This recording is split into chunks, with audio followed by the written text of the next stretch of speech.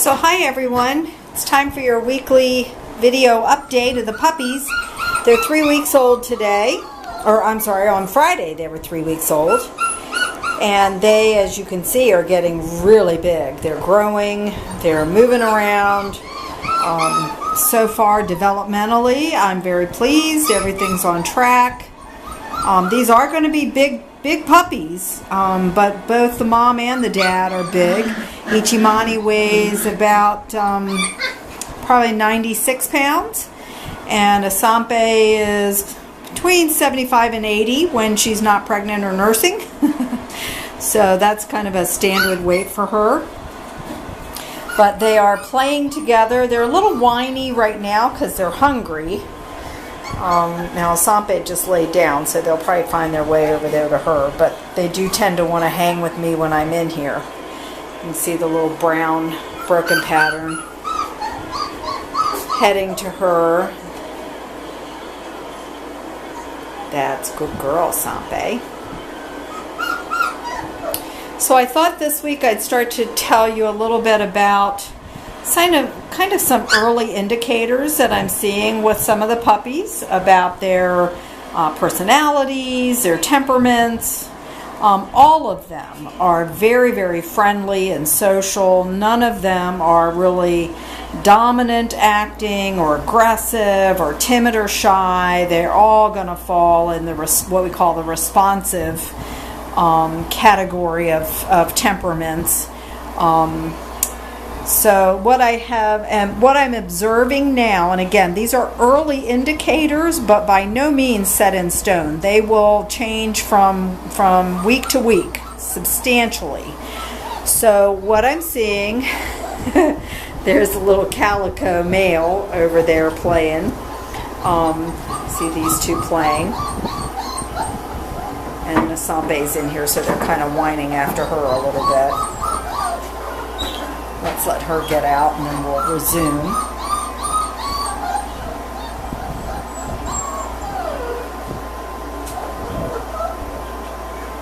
There. So what I've observed, this little dark broken pattern male, if any of them tend, you can see he's very social, he plays, he hangs out with the pack, but if any of them tend to do better than the other, spending time alone, it would be him this far. He is frequently seen kind of laying off by himself a little bit. So that's an early indicator that he is confident and stable enough to kind of be on his own a little. So that's what I'm observing with the dark brown broken pattern male. The male that's with him there is the Asanpi lookalike male. He's an orange and white broken pattern. He does tend to be more of a leader, not necessarily dominant, but I have observed him correcting some of the other puppies, and so I would expect that he is going to be more of the alpha type of personality. But again, he's not really over the top, and if he were, I would correct that. So, but what I'm seeing so far, you know, somebody's got to be the leader among these puppies, and so it seems like he's probably raising up to be that dog. But he's still very respectful of the other puppies, and you know, gets along well with them. He plays, you know, so no concerns there. This little calico male, he's a calico because he's both the orange, white, black, and so we call him a calico. Beautiful markings. He also tends to be a little bit more of a leader. And when I say that, when I come in and sit in the room, they all will kind of jockey for position to be able to interact with me.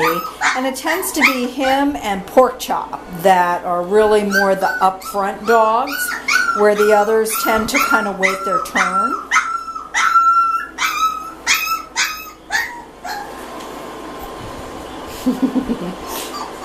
And so Miss Wings here, she's also technically a calico because she has the dark, the white, and the orange, so she technically is a calico. She actually melds in really well with the pack. She's kind of in the middle of the social structure of the puppies. She is, you know, again, she plays well with them. She usually is cuddled up with someone else, so probably not a dog that would do well as being the only animal in the home. But then most Indian dogs need another dog for companion. So from what I'm seeing from her, she's just kind of happy, laid back, you know, plays appropriately. No, you know, nothing really of any special note with her. Pork Chop, who is the bigger of the two brown, solid browns, males. He also has a lighter colored mask, kind of a blonde mask. Pork Chop is very social, so he's going to want to be wherever you are, doing whatever you're doing. He is not going to be a dog who will do well being the only puppy or the only dog in the home. I can tell you that right now. At 3 weeks old, he is going to need another dog in the home for companionship. I can tell you also, Pork Chop can be a little bit demanding. He kind of, at this age, wants what he wants when he wants it. At the same time, he is able to be redirected, which is what we want to see, which means they are still falling in the responsive category of temperament. So, you know, it's not uncommon for puppies to kind of know what they need and to be a little demanding about it. And that would describe Pork Chop, especially when it comes to food. He and the Calico male are both pretty food oriented, which is not a bad thing. It's actually a great motivator when you start your training. You'll just want to kind of transfer that over into praise and play, toys, that kind of thing. Ichimani is also very food oriented. And so I use that as a motivator for obedience training, and he's actually doing the Schutzhund obedience work, which is police dog. Similarly, I mean, it's police dog obedience work. So don't be afraid to have a food motivated dog. So who else? The smaller orange and white broken pattern female that has the darker mask, she's kind of in that pile right now, or I would show her to you. Early indicators are that she might be a little sound sensitive, which, you know, I temperament test at 5 weeks, and that's one of the things I test for because that's important to know. If you are a home with small children where, you know, they can frequently be heard screaming, playing, whatever, or if you're the Kool-Aid mom, where you have all the neighborhood kids at your house and they're excited, they're running around, you screaming, yelling at it, you know, whatever, probably don't want a sound sensitive puppy, because a sound sensitive puppy with that kind of sound would become nervous. And so you'd rather have a puppy who is unaffected by that. Early indicators is that she is a little sound sensitive. We also have a rock star who's getting one of the puppies, and so band practice probably would not be ideal for her. Probably would find it very overwhelming and run and hide kind of thing, and so we'll want to watch that. That's not set in stone, guys. They just got their hearing not that long ago, and so sounds are new experiences for them. She also is probably the most gentle-natured of all of the puppies, so it could be that the sound just overwhelms her. But as I observe things, I'm going to share that with you, and we'll just watch them grow together, and when we do temperament testing, we'll have a much better idea. And so that brings us to whom? The little brown and white. This is the smaller of the two. He's a male. He actually is very calm. He's very balanced. He's very respectful of the other litter mates. He certainly is not the omega of the pack, or the one that has the least rank. But he's happy to just kind of wait his turn. Very sweet-natured. Again, nothing, not really seeing anything that tells me that he would be in a home, a certain kind of home over another. So So no worries there. The other thing I would note is that probably that little orange and white male that I said it's the Asanpi look-alike.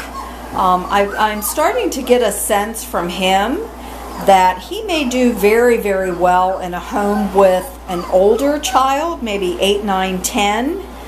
Not necessarily younger kids that are pulling his tail and, you know, stepping on his feet and that kind of stuff, but an older child.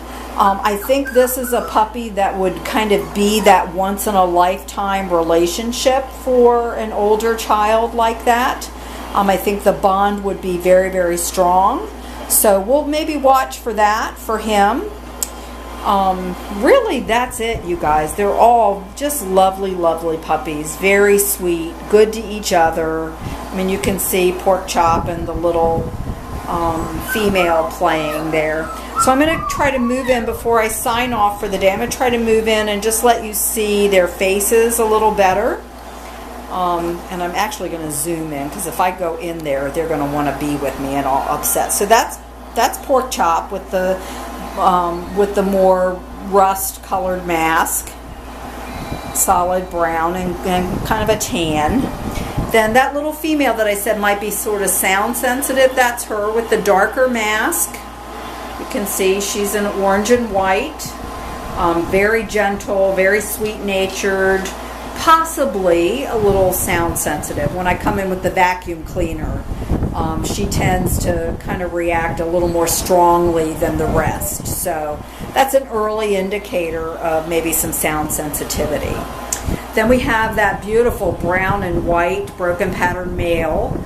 He's the one clearly a leader, very stable, very responsive. He tends to be one that I think can spend some time alone if need be. These are very pack-oriented animals, so when I say that, I don't mean he can be alone for 10, 12 hours a day. But I think that he can handle it better than any that I've seen in this litter. So there we have the other brown, and he's a kind of a rust or a tan and brown. He has a darker mask. Puppy, puppy, puppy, puppy, puppy. See if I can get him to look. But you can see, similar to Pork Chop, but he's got a darker mask and he's a little smaller at this stage. Again, very laid back, just happy to be here, happy to hang out with either his dogs or his humans. And then here's our little calico boy. He's kind of sacked out. Again, he is a leader, but not an obnoxious, guy by any means. Very sweet, very stable personality. He just, tends to be, in a pack, somebody has to kind of rise up and be the upfront ones. And so I would say he was one of those. And then Miss Wings there with him. Again, she playful, sweet. As you can see, she woke him up. Hey, let's play. But again, just very happy to be here. And she probably would do well in any home.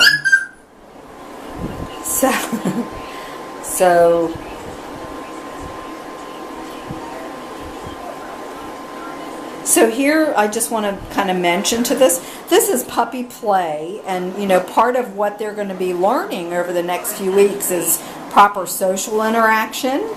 But this little orange and white broken pattern is being a little too dominant for Pork Chop. I mean, he is kind of letting Pork Chop know that I'm your boss. And then, that was the end of it. But that was what we call dominant play. So again, this is definitely a leader dog.